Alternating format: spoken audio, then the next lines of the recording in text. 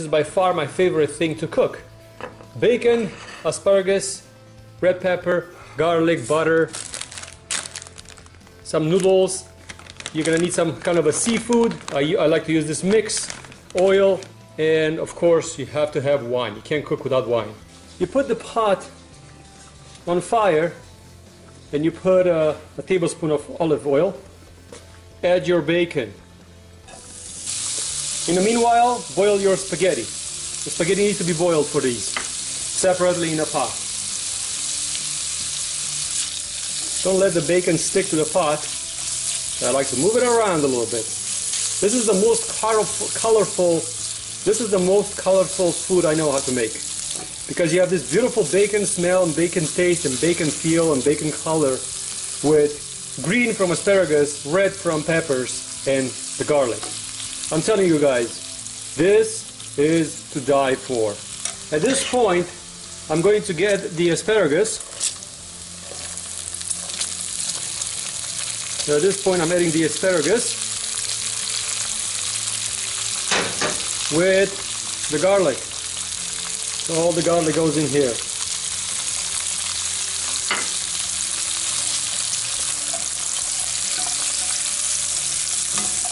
Oh, that asparagus is going to absorb that grease from the bacon. Man, this is going to be freaking delicious. We're getting to the point where I could add the red peppers. So add the red peppers in here and cook for another 3 or 4 minutes.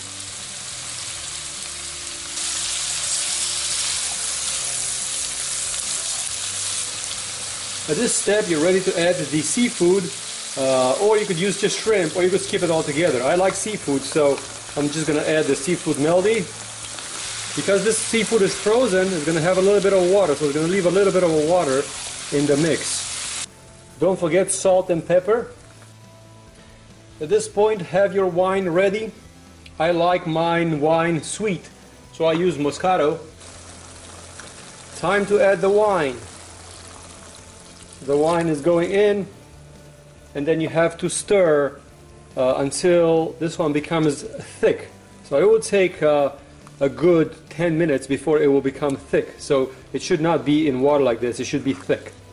As you can see, it's boiling really nice. This could take 10 to 15 minutes, depends on how much wine you added. I like more wine, more taste, so I usually just let it boil for 10 to 15 minutes until it thickens.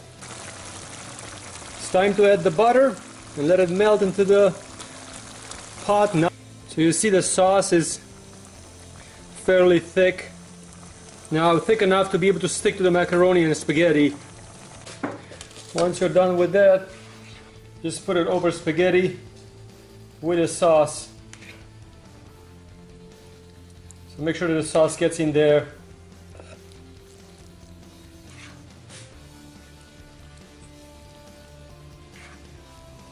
Look how delicious it looks. Absolutely amazing. Yum!